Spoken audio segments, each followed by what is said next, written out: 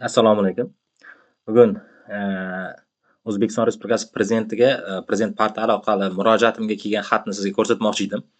Ya'ni bu Prezidentga nima maqsadda murojaat qilamiz? Biz xalqimiz o'sha bizdagi bo'layotgan muammolarda, tashkilotlarda yechim topish uchun o'sha Prezidentga murojaat qilamiz va bu eee, o'sha o'sha tashkilotlarda ishlaydigan xodimlar, o'sha mansabdorlar o'sha Prezident nomiga yuborilgan xatlarni o'shalarni demak ijrosini ta'minlash vazifasini bajarib berishadi. Xo'p, men nima ish qilganman bu yerda? Demak, eee, eee, xo'p, deylik, Bosh prokuratura deylik tashkilot qabul qilgan tashkilot. Xullas, murojaatni mazmunini birdan tanishtirib o'taman. 23 dekabrda yuborgan ekanman. Samarqand viloyati Ishtixon tuman prokuraturasiga Jizzax viloyatida yashovchi Baratov Jasur tomonidan ariza yuborganman.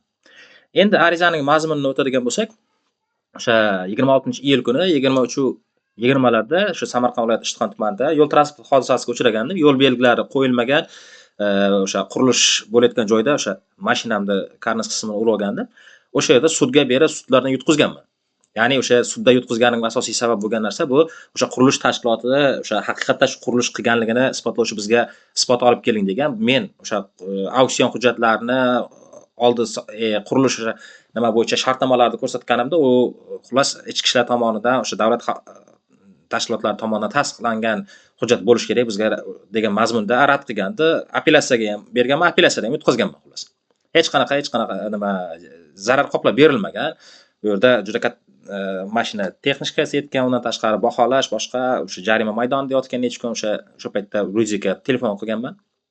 Endi xullas, endi shuni hal qilish maqsadida prokuraturaga murojaat qilyapman. Ya'ni sud menga shunaqa tavsiya beruvdi, buni prokuraturaga bersangiz, prokuratura qurilish qaysi tashkilot qilganini aniqlab beradi sizga, keyin o'sha aniqlash o'shani keyin bizga taqdim qilsangiz bo'ladi dedi. Xo'p, mazmunni tushunib oldi endi hamma. Endi o'sha paytda endi asosiy so'rayotgan narsam prokuraturadan demak, shu munosabat bilan yo'l transport hodisasi sodir bo'lgan hududda qurilish montaj ishlarini aynan qaysi tashkilot amalga oshirganini, ushbu ishlar qaysi ruxsatnomalar va hujjatlar asosida olib borilganligini aniqlashga amaliy yordam ko'rsatishingizni so'rayman.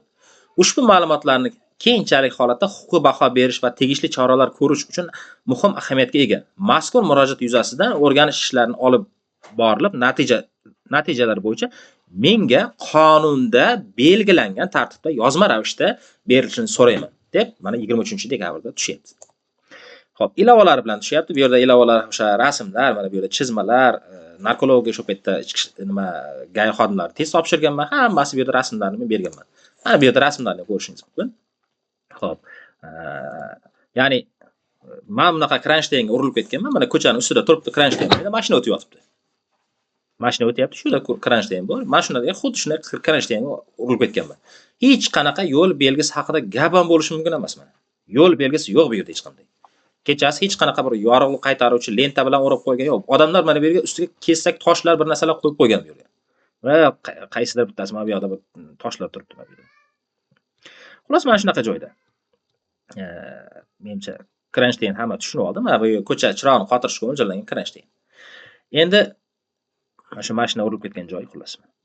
Endi xullas javob xatini ko'ramiz.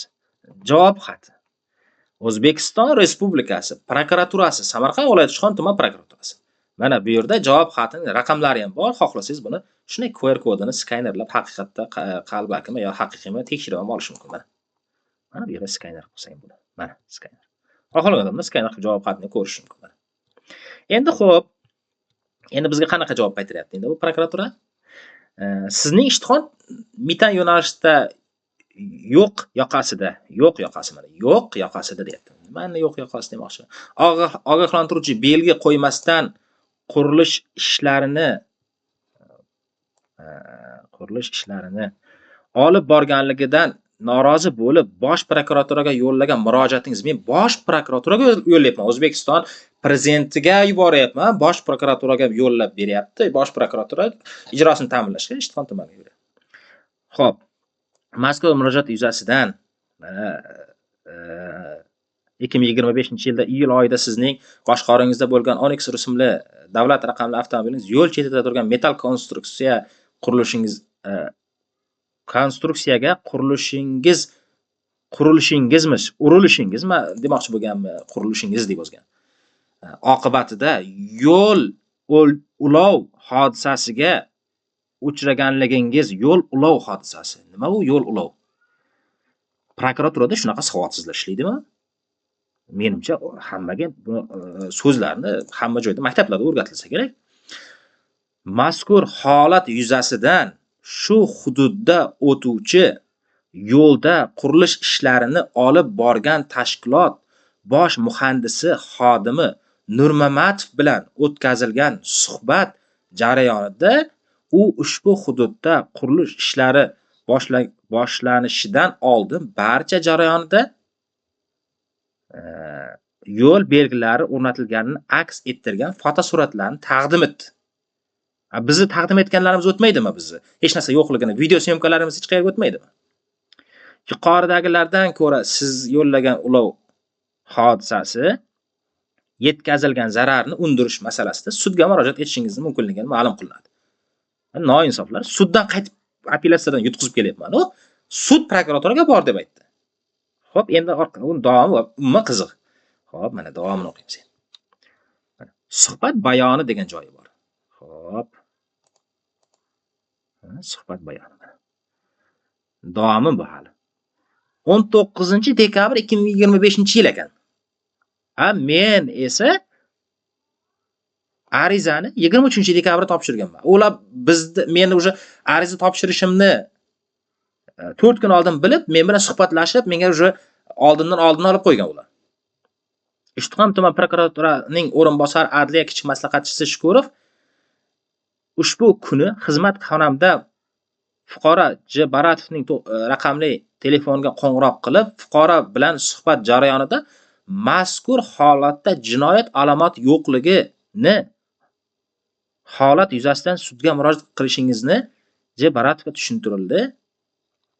Menga jinoyat haqida tushuntirish kerak emas. Menga shu joyda kim qurilish qilganligini aniqlab berishingiz kerak. Shu asosida men sudga murojaat qilaman. Faloncha, pismoncha yoki shu tashkilot qurilish ishlarini olib borgan degan ma'lumot qo'limda hujjat bo'lsa, qolganini o'zim isbotlayman bu yerda, kerak bo'lsa.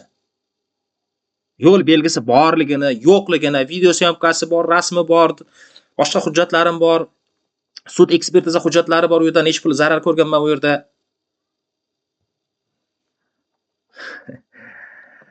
Biz oddiy xalq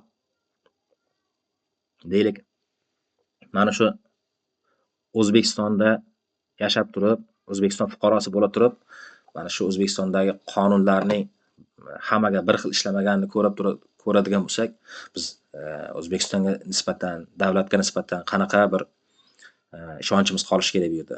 Ishonch bo'lishi kerakmi o'zi?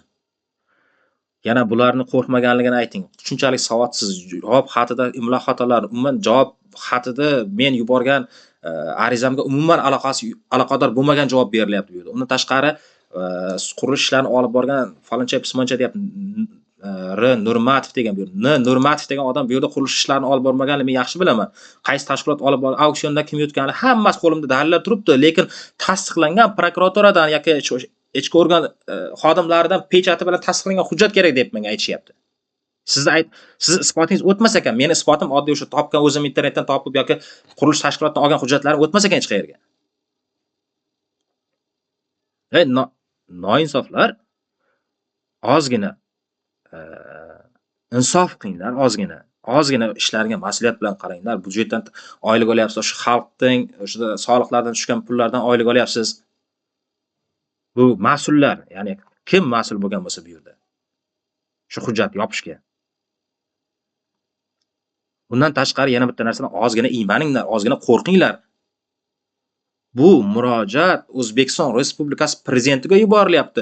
Siz O'zbekiston Respublikasi prezidentining nomidan o'sha ijrosini ta'minlashni amalga oshiryapsiz. Siz o'sha hujjat yuborilgan murojaatga ijrosini siz ta'minlayapsiz, prezident nomidan qilyapsiz uni.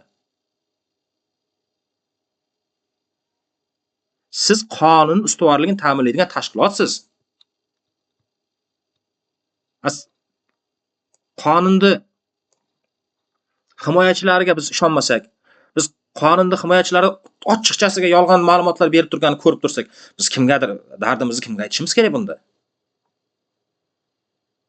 Bilaman, bu gaplarim hech kimga yetib bormasligi mumkin, hammani o'zi zeriktirishi ham mumkin, lekin ichim yonib ketyapti men уже. Men ketgan xarajatimga, pulimga emas, asosiysi men adolatsizlik bo'lganidan chiday olmayapman hozir. Bu adolatsizlik-ku to'g'ridan to'g'ri. Mayli, hech kim deylik u yerda aybdor ham bo'lmagan bo'lsin, mayli, lekin siz bergan tushgan arizani to'g'ri javobini yozib yuboring. Mayli yana sudda yutqazayin mayli. Mayli isbotlab bera olmayin yana.